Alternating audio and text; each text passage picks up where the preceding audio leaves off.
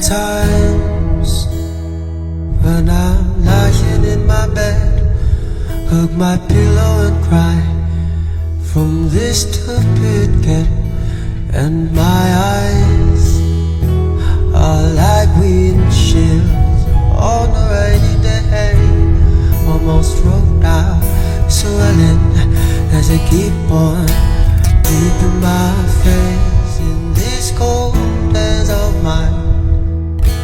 Heaven knows how committed I am,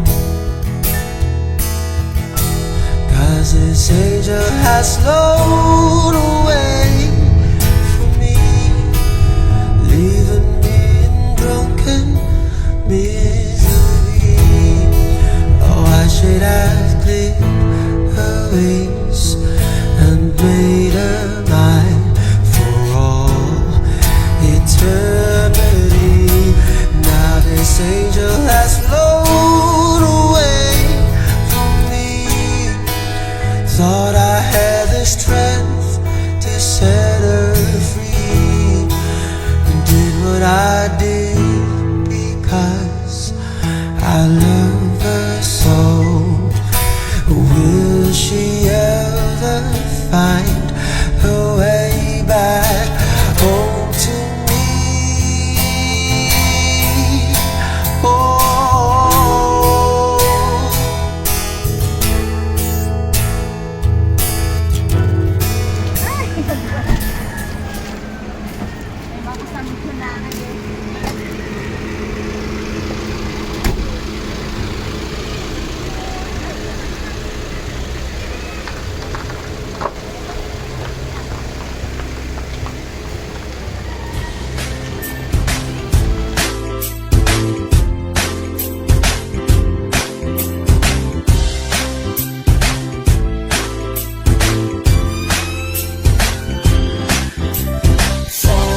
Sama tayo at walang mag-iiwanan. Kung may problema, tayo lang, di naman ang magtutulungan. Di pwedeng may maiiwan, lahat kasama pag may kasiyahan. Kaya't sama tayo na parang magkabarkada lang. Simula pa nung una, pag ako may problema, alam ko may matatakbuhan. Sa sandal na walang iwanan, kahit anong sabihin nyo, mga kapatid ko to, kasama ko to sa hirap ko, ginawa mago naman ang mundo. Tsaka iba talaga saya ng iyong dala, pag tayo ay sama-sama na, hindi ko nakakalimutan mo ang lahat ng problema mong dala. Basta ganun na nga, pag tayo'y kumpleto na, mas masaya, diba? Gusto ko kasama kayo sa kulitan, sarap walang iwanan. At kahit na minsan nagkakaroon man tayo ng hindi pagkakaunawaan, tampuhan at galit, awayan, pag-usapan na lang sa tagayan. Di makatiis pag nakitang nakangiti, abiran wala na yan. Sabay halakhakan, nagpalakpakan, kahit na walang nakakatawa. Ganyan kabaliw pag magkakasama, mapatingin lamang sa bawat isa. At bukod pa sa samahan natin na sa kabila ng mga pagsubok ka sa makita nararanasan, mas masaya lagi basta tara na. Sama tayo at walang mag-iiwanan.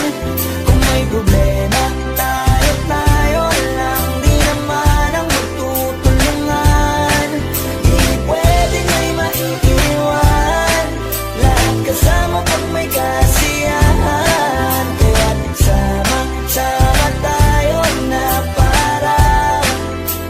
parang magkabarkada. Kami ay mga magkakapatid, magkakaibigan lang tingnan. Nagkakapikunan man minsan, malapit din namang iwan. Kami din ang magkakasangga sa lahat. Kahit gano'ng kabigat, ano bang hirap, mapapalitan na sarap. Basta tayo ay magsikat, tsaga na sa tawa pagkasama sila. Pero hindi na bago, walang kasing saya, kaya sa kanila kompleto na. Kung may kapatid ka na, may tropa pa, hindi kota-kota na. Wala na kong mahihiling sa kanila pa lang ay sobra na.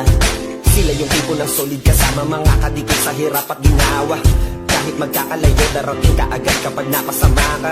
Walang iwanan pag sagana, lalo na kapag kawala na. Sabay-sabay na magkakaroon, hanggang maubusan ay magkakasama. Magkakapatid, magkakadugo, kung minsan man ay nagtatalo, pero sinisigurado kung walang magpapabaya pag may naargabyado. Kaya, lagi ng panatag, basta sila sa akin na bahala. Walang dahilan para mag-iwanan, sa isa't isa kami nagtitiwala. Sama tayo at walang mag-iiwanan. Kung may problema, tayo lang. Di naman ang magtutulungan. Di pwedeng may maiiwan. Lahat kasama pag may kasiyahan. Kaya sama tayo na parang magbabarkada lang. Kaya walang iwanan, walang iwanan tayo. Asahan nyo na, magdadamayan tayo. Kahit ano man ang problema ng bawat isa, babangon tayo kahit tayo pa ay madapa. Di magpapahalata, ganyan lang dapat. Di magpapaawat sa pagsubok may subukin. Dapat tayo ay maging handa. Sama tayo at walang mag-iiwanan. Kung may problema, tayo lang. Det som sätts på Jessin Ako Pero Iubirea primește fericirea. Vrei să pleci, dar nu mai e.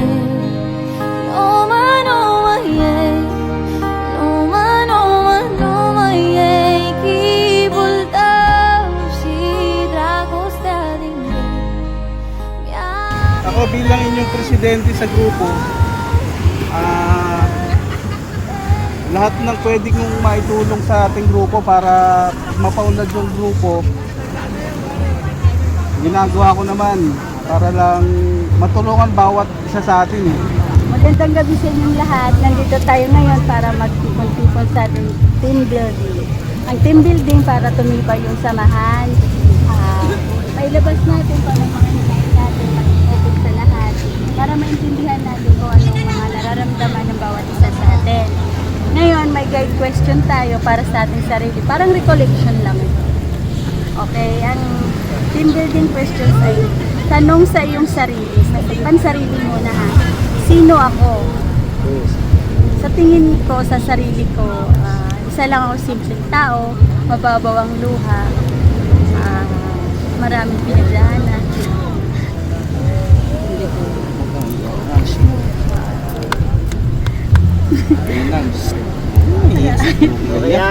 Maraming pinagdaanan pero nakabuo ng isang grupo na may pagmamalaki.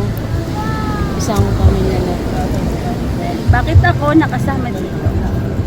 Nakasama ako dito dahil siguro karapatan ko rin naman at karapatan ko din naman na makasama dito sa grupo na to dahil isa rin ako sa naging haligi para lalong tumibay ang grupo na ito. Yun mga pagmamalaki. Bakit 5 taon simula ngayon, sino ako? Siguro, sa tingin ko, baka 5 taon simula ngayon sa grupo natin. Tingin ko sa sarili ko, baka isa na rin ako business partners ng grupo natin, di ba? Yun naman talaga ang pangarap natin at magkaroon tayo ng, bukod sa business ng grupo, magkaroon din tayo ng sariling business natin. Para hindi na tayo umaasa kung panik-kanino, lalo-lalo na sa ating mga LGU natin, sa LGU natin, hindi na tayo laging nanghihingi, hindi tayo nag-aantay ng mga ayuda. Yun lang po. Ano ang mensahe mo sa iyong sarili? Para sa sarili ko, gusto ko na lalo akong maging matibay, maging matatag ako sa lahat ng mga pagsubok dahil alam ko marami pa.